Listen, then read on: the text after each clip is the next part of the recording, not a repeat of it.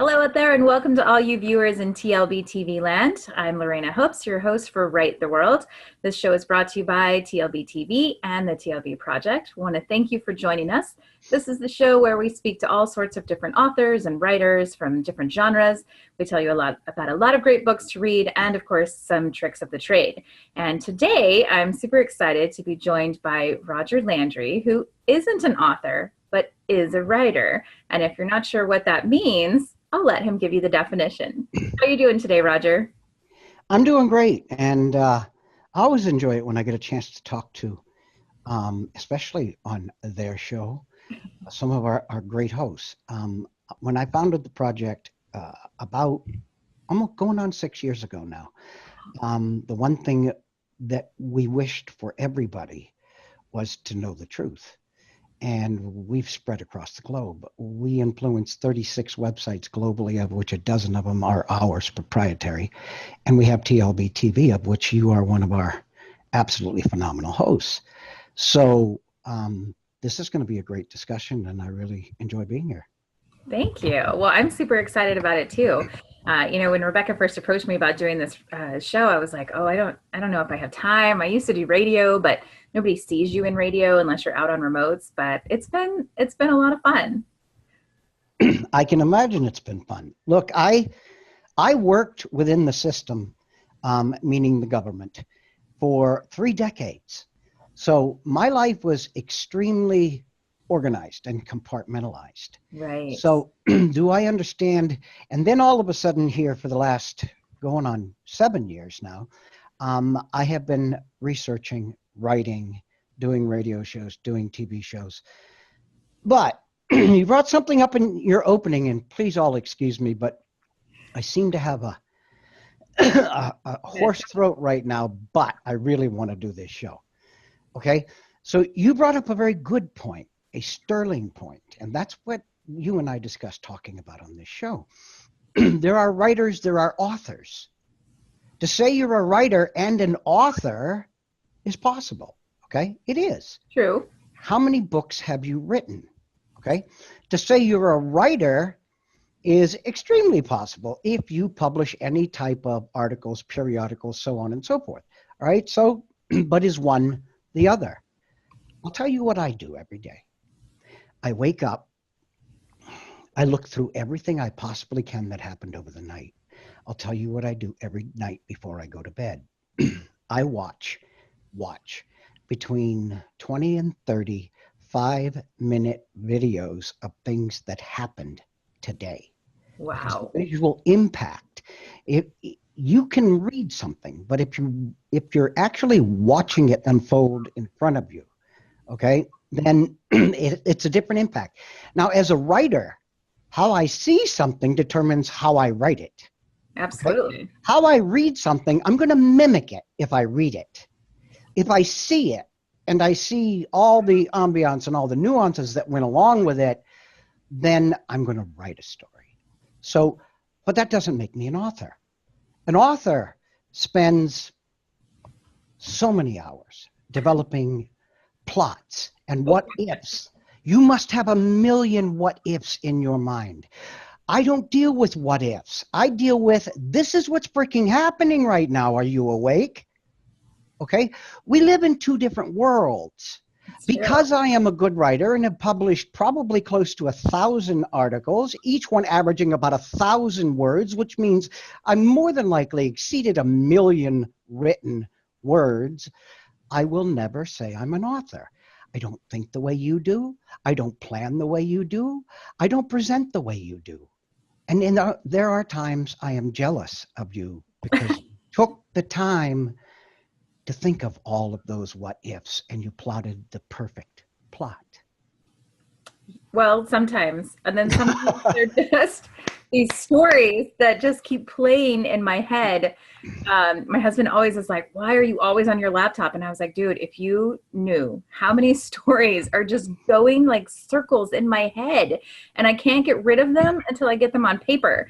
And I don't have time to get them all on paper. So yeah, some of it's not all plotted out, but I literally have about four or five books like in my head right now. I'm like, okay, I'm going to do this one and I'm going to do this one. And eventually I'm going to go back and finish this one. And It gets real crowded. You're one of those people who has crossed that line and has done it comfortably.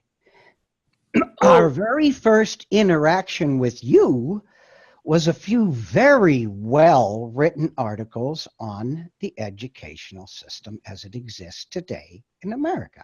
yes. And they were very popular.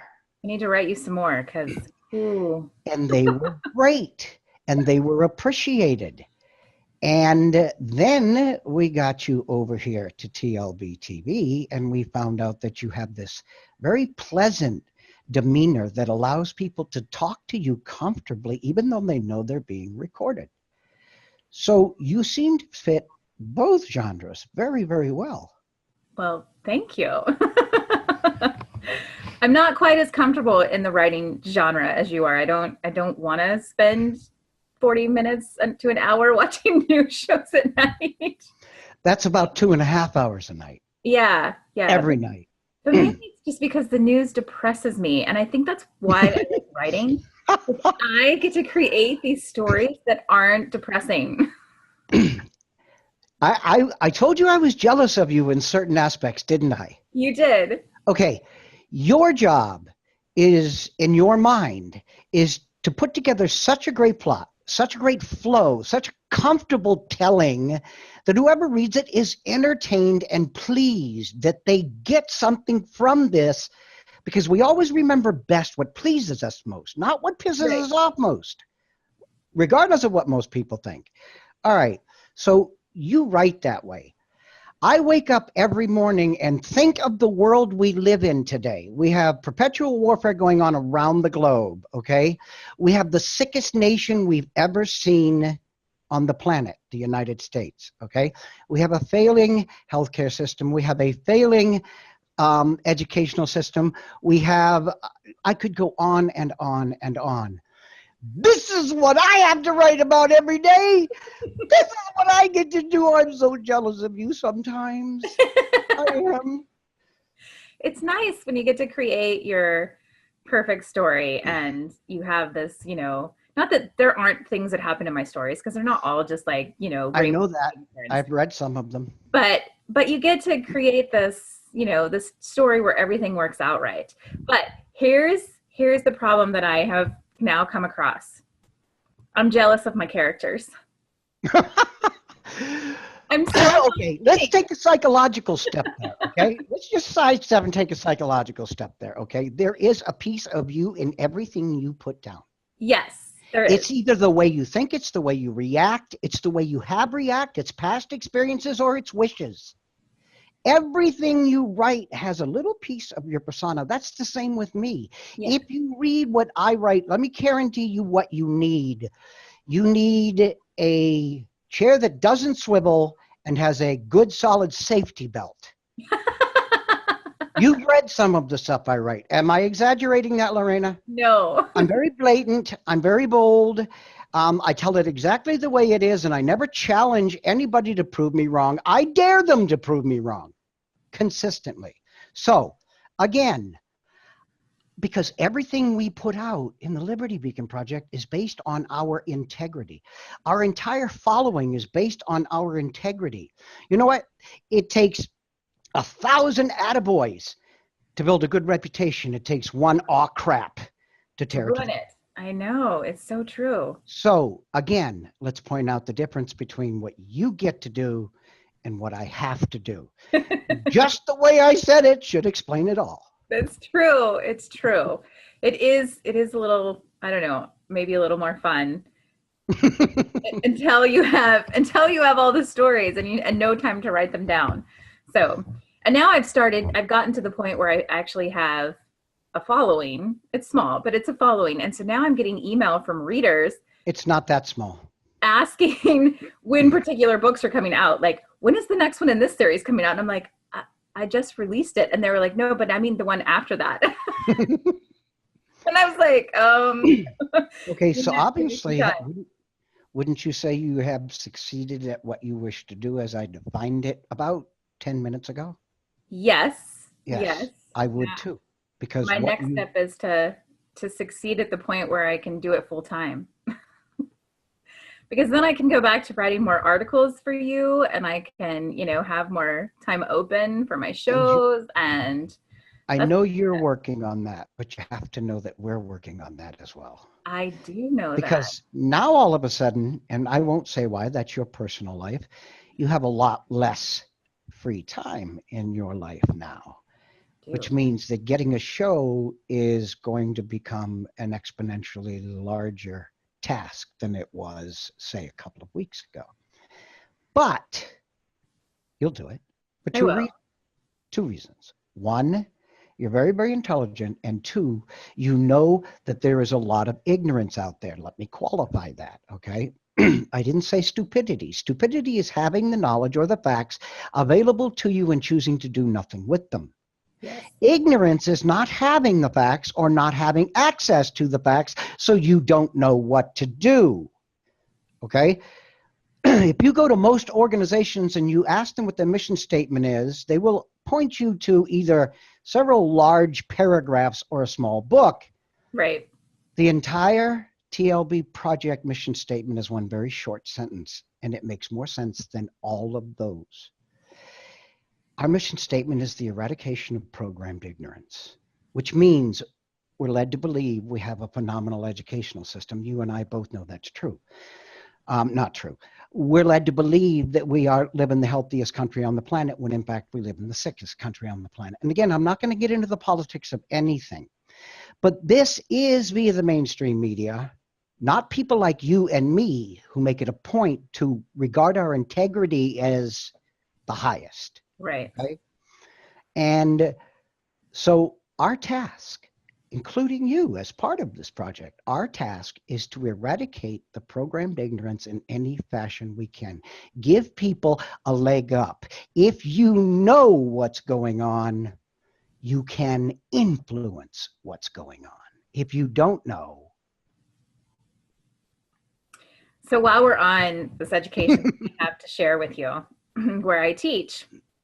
There's been a couple years now where the state has said you need to fully fund education, and the state has passed it off and passed it off and passed it off.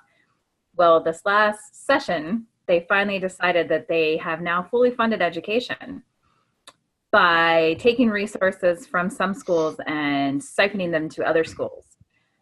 So they didn't really fund anything. They transferred all the money. And where I work, my school is actually, my district is going to get hit really hard because we were one of the more, I don't want to say more affluent because we're not in that part of it, but in where we live, like we pass a lot of levies, our voters are fantastic. But now that money that was supposed to be going to our district is getting siphoned to other districts. And Oh God, there's so much I could say, but I'll shut up. they also eradicated our pay scale. So that's a little terrifying when I think about next year, because I'm like, wait. Like, we didn't get paid a lot anyway, but at least we knew, like, where we work, we couldn't go backwards. And now the state has made it to where they can really pick whatever they want to pay us. So, I mean, I could come to my job next year with a $20,000 decrease in pay per year. So they don't grandfather in other words, as of today, anybody who gets hired, this applies to them. They applied it to one and all. Don't you have a union? The union is fighting it right now, but we don't know where that's going to end up. So they're fighting to get a clause that says that they can't move us backwards. But grandfather you in, or grandmother. Right. Yeah. I don't know what's going to happen. So it's terrifying, when you think about it. I'm like, I don't know why.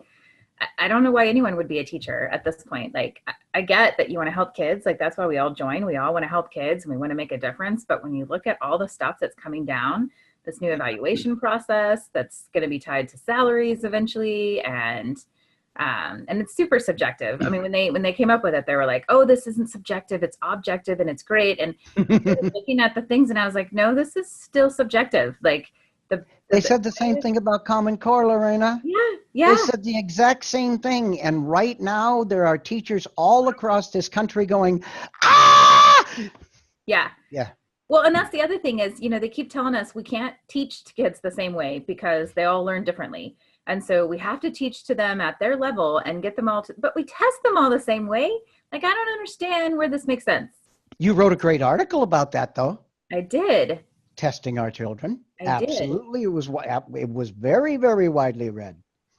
Yes. Yeah. And it was sad. I mean, when I actually did, because I went and gave a speech to our school board about our the Common Core and the Smarter Balance, and the fact that we test our kids like 17 times a year, which is just ridiculous.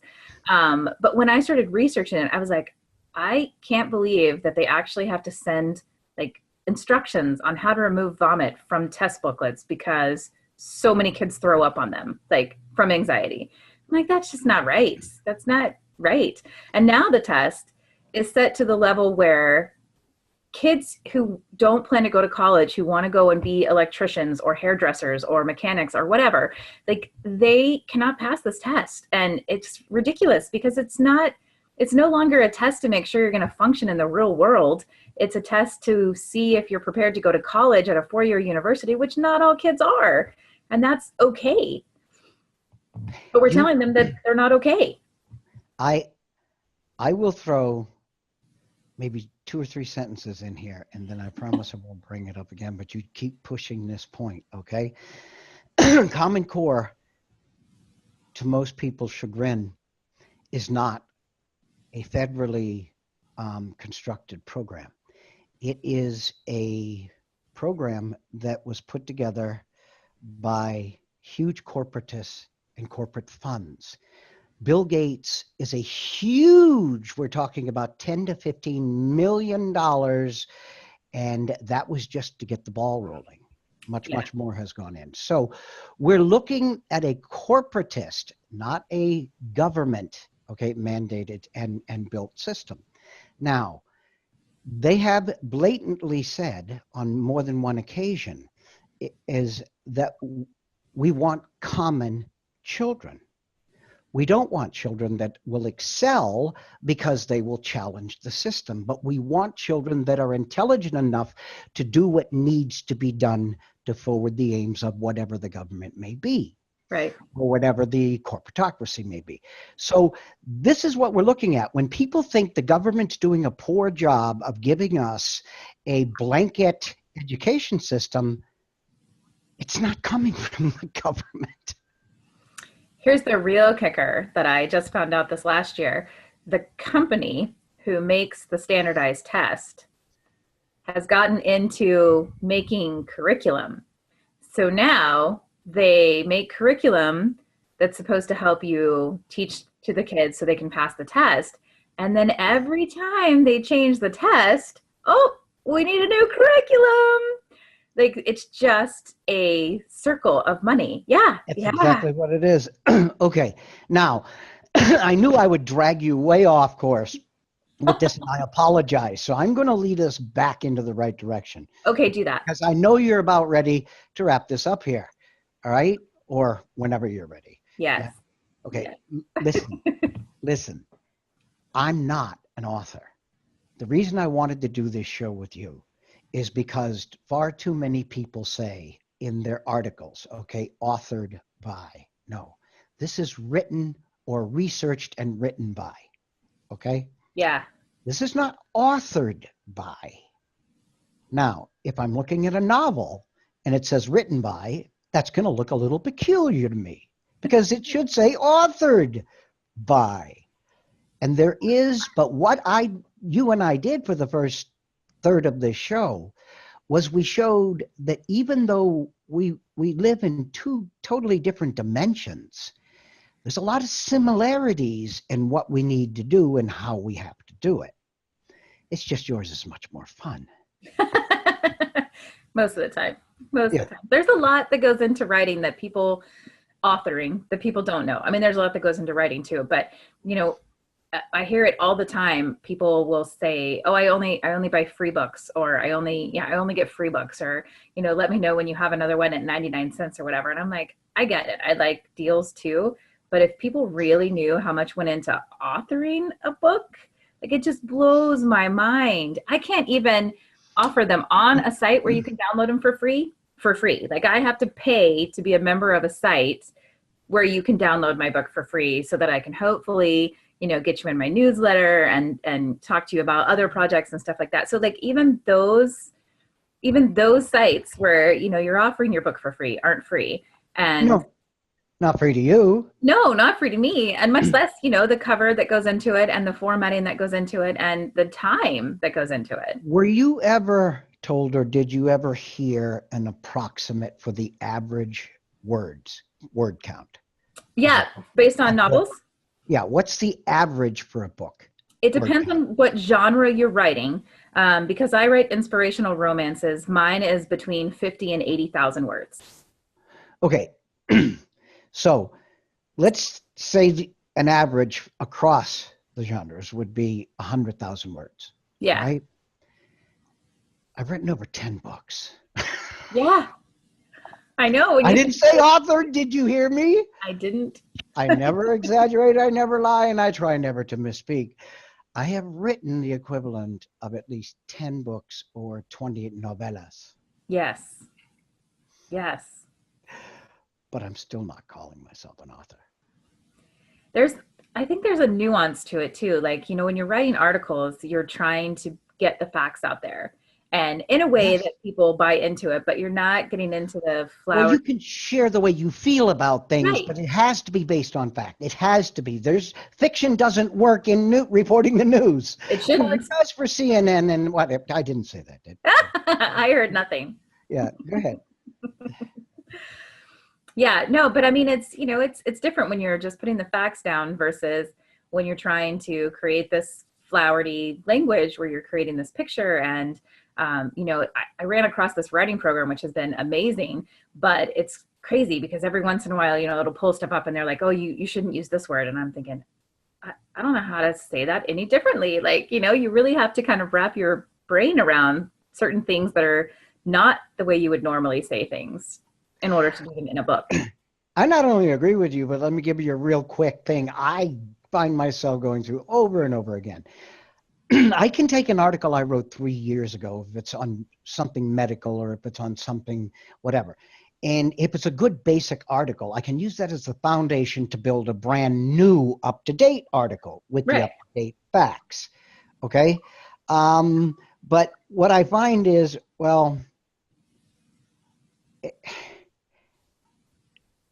building an article that way, you put everything you do together from zero. From nothing, okay? Everything you do comes from a basic thought you had. Yes. I can't do my job if somebody doesn't hand me on a silver platter in some venue or another facts. That's true. That's true. Again, we talk about this huge separation between the writer and the author, and this is why my eyes get raised wide when I see somebody who I know has never published a book put himself as an author of an article. Okay, that's like putting together a Lego house and saying you're a contractor. Or an architect. Or an architect, yeah. Yeah. That's exactly what it is. It's true. Now, doing a lot of them is in itself, okay, an art, okay? And building that integrity, so on and so forth. But it's not the same thing as writing a book, and it never will. No, it's a lot of work writing a book. I mean, I can't sit down in an hour and write a book like I could an article. I don't think even the best author could sit down and write a book in an hour. I mean, NaNoWriMo, which is coming up next month for November, they try to write a book in a month, and that's even like daunting. I would tell you that writing an article for me when I first started doing this, which was probably about 7 years ago, I probably wrote my first article. Probably took me anywhere from 12 to 18 hours. Yeah. Today, okay, having published so many, I can write that article in an hour and include applicable videos, appropriate images, sized, framed with captions on them, whatever's required, featured image for the article, and throw it up. Well, you know this. You see the brand new website, TLBTV. Right. I make it a personal mission to put up all of your shows on that website because you all need to look as good as you actually are. We appreciate that. I love doing it. Because that's not my forte. Finding the pictures and making sure everything's sized right. I'm like, I can word process. That's what I'm good at. You're good at several things, lady. And I can format books. I can do that too. Okay. This was exactly as much fun as I expected it was going to be. Good. I'm glad you enjoyed it. And I hope that our listeners got a little bit of definition out of that so that you can decide, are you an author or are you a writer, or do you get to dabble in both? Maybe you do, but make sure that you're really staying true to the where it belongs. I like that. I do. Well, thank you All for right. Well, having me on. I thank appreciate it. you, Roger, for joining me. It's been a pleasure as always. And for all of you out there in TLBTV TV land, we'll see you next week right here on Write the World.